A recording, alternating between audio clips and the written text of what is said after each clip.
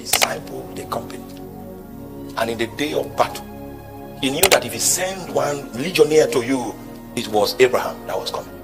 All the endowments, the discernments, the capacities, the wisdom that was upon him by the Spirit of God was upon every minion in that house.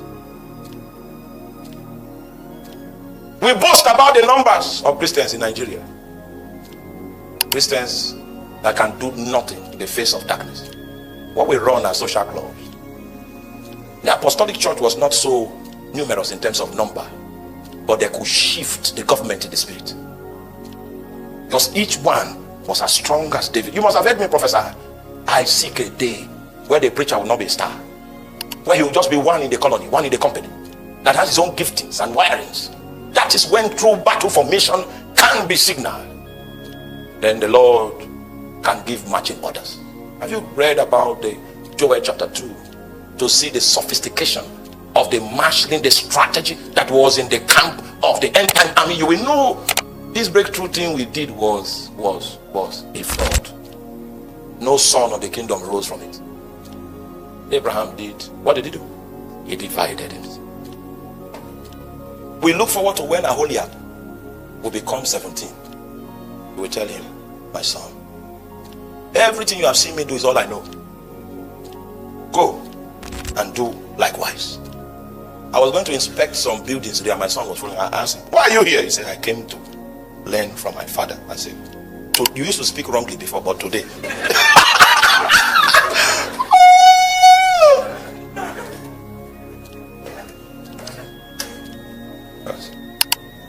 Because by the time he's 17, I will stop doing something. Because we will need to divide Abraham.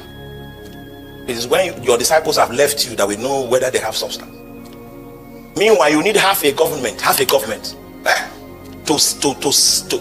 In the church today, for a man to be released into his destiny, you need half a government to accomplish that.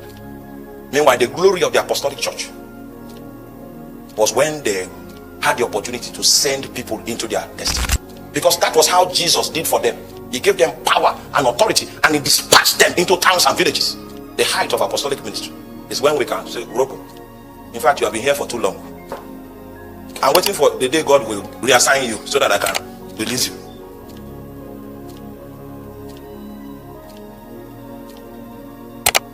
If all of us are here, how will we reach the world? Don't you think you will be in another nation? Yeah.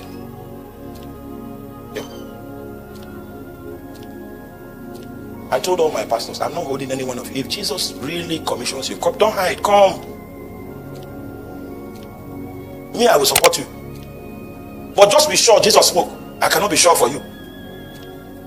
I'm burdened by many burdens. I will not have time to. So make sure you are what? If you bring a damsel, I can. Hey, make sure you are sure. Because the work on my hands is much. Even if you bring Jezebel, we will anoint and say, by the law. So make sure you I come so Marakoria Sante Mokunte. Make sure you're sure. Nobody has time. It's end time. Well.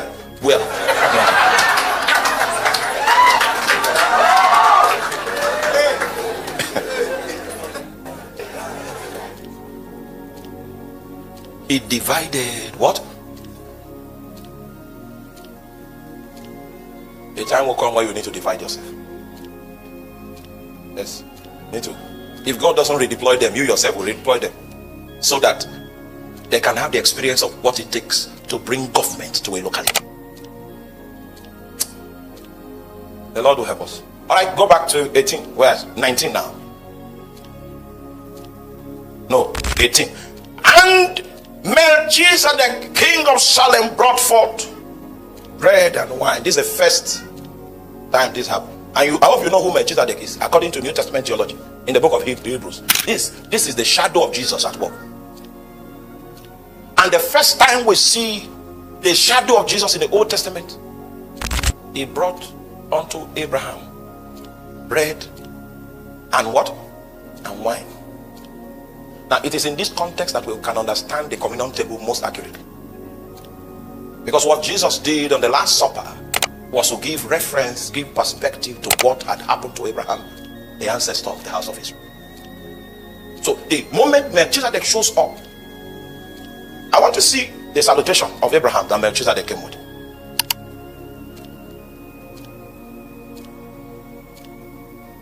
And Melchizedek, king of Salem, brought forth bread and wine, and he was priest of the Most High God. It took Paul 3.5 years in Arabia for him to discern that Jesus, the priesthood of Jesus in the heavens. It is because of the priesthood of Jesus in the heavens that you can stay in the faith. It's not so much of what you are doing, it's so much of what he's doing. Have you ever heard the scripture that says that he opposes all things by the word of his power? He's the one that keeps you a Christian through his priestly ministry that is ministered from the heavens. Are you aware that is the one that ministers faith into your spirit? Have you ever heard of a kind of faith called the faith of the Son of God? That goes beyond your natural faith. The stabilizing force that keeps the civilization of heaven is what now keeps you in that believing state, so that God can pass through that window to perform his good will.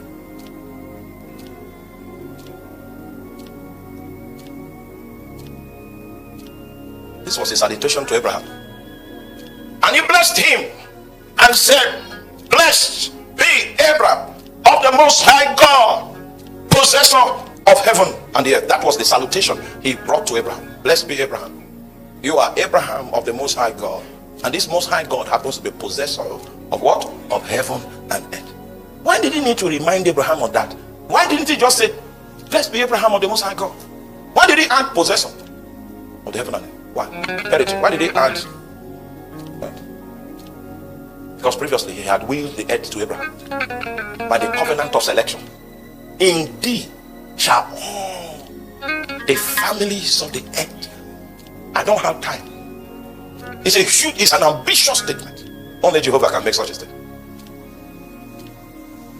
In keeping, he willed the earth to him. And he so willed the earth to him that another name for paradise is Abraham's bosom. I can't explain that too. It is only the possessor of heaven and earth that has that power. Blessed be Abraham of the Most High God, possessor of heaven and earth. This was the experience around the bread and wine he brought. And the moment Abraham collected that wine, Abraham was bought. It was no longer Abraham's property. Abraham was no longer Abraham's property. Abraham became Melchizedek's property. And how do I know this? King of Sodom and the other kings whose people were recovered, they were coming from the slime pit, what they call that thing, Sparrogyra pit, where they hid to come and meet Abraham. And in between their coming to where Abraham was, Melchizedek now appeared to Abraham and gave him bread and wine and said, "Blessed be Abraham of the Most High God, possessor of heaven and earth." And then when the kings, he did that and left. When the kings of Sodom now came, I said, "Okay, take the goods and give us the souls." Just like Satan will come and say, "You can take all the prosperity, just make sure everybody goes to hell."